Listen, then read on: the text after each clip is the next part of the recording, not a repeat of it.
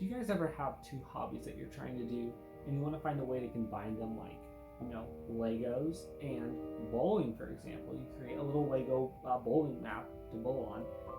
Well, I was trying to do that a couple days ago with a piano and a Rubik's Cube. And I was thinking, maybe there was a way that we could use the Rubik's Cube to generate a song on the piano. So here's what I came up with. There are 6 sides on the cube, obviously, and you can either do a clockwise move or a counterclockwise move like this. Or you can also do a double move, but we won't really mention these much since it's basically just 2 either clockwise or counterclockwise moves. So 6 sides times 2 for either being clockwise or counterclockwise gives us 12 different options, which, if you know anything about the piano,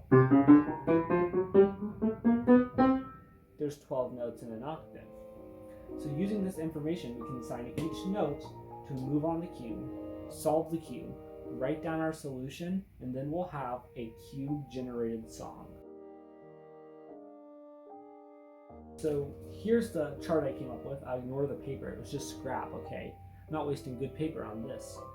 And you can see how I assigned each note, going from L to F to R, B, U, D. Alright, so let's go ahead and get started with the solve.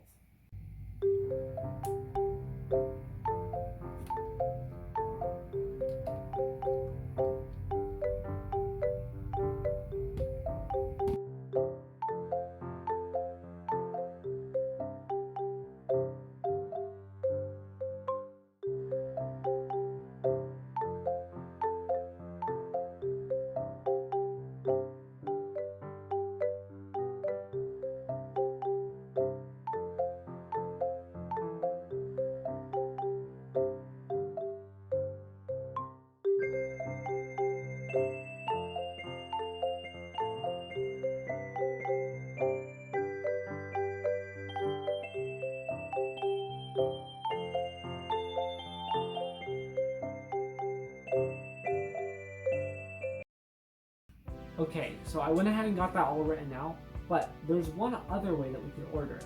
Instead of using a chromatic scale, we could use a normal scale, which only has 7 distinct notes, which is a bit of a problem because if it had one less, it would fit perfectly to each side. That way we could say if it's a clockwise or counterclockwise move, it would always equal the same note, just anytime you turn that one face. But it has 7 notes. So what do we do instead? Well, I figured when we're doing a solve, we do U2s a lot. That's a pretty common move that shows up. So that will be related to one of the hardest notes to fit into the scale, the 7. So with this new letter combination, I paired them up to the notes on the piano, corresponding to the sides on the cube, and I redid the scramble from earlier with this new notation. And here's what we ended up getting. So you can see up here that this is the original scramble, here's the chromatic version, and here is the normal scale version. So, now what do these sound like, you might ask? Well, I went ahead and played them, and here's what they sound like.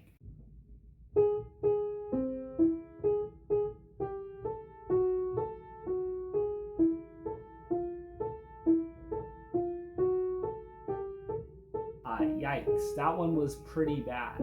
I've done this a couple times, and they are not usually this bad. It was pretty unlucky to start off on an augmented chord. That did not help the sound of it. Now let's go ahead and see what the normal scale song sounds like.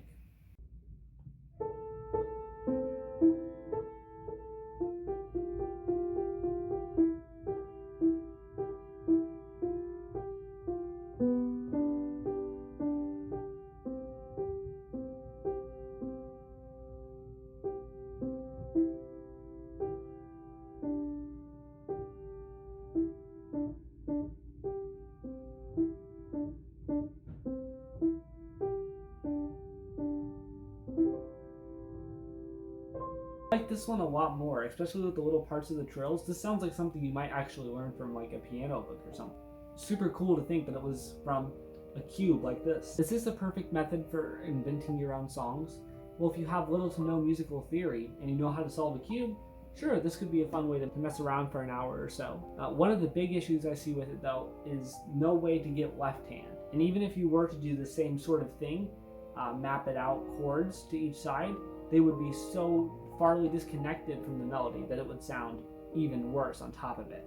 Now maybe if you found a way to do it with the normal scale version, it could help a bit more. But then again, you can always just go through and add in your own chords. Another problem with this is there's no rhythm. You just kind of have to invent it on yourself, which can be seen as either a good thing or a bad thing, depending on how artistic you're feeling this day. But I still think it's a pretty fun challenge to come up with a little song using the Rubik's Cube. But I'd like to see you guys try this. So you can leave a comment saying if you tried it or not. I'd love to hear what kind of music you come up with using this thing. Maybe if you use a different method, like the Ru or ZZ method, we could come up with completely different sounding songs using the same method. I'll put the notation and how it relates to the letters in the description, but feel free to change. For example, when I did it, I started on the left side of the cube as C and went around clockwise. Maybe you'll want to start on a different base, which can give us completely different combinations. All right, that's all I have for us today. I'll see you guys later.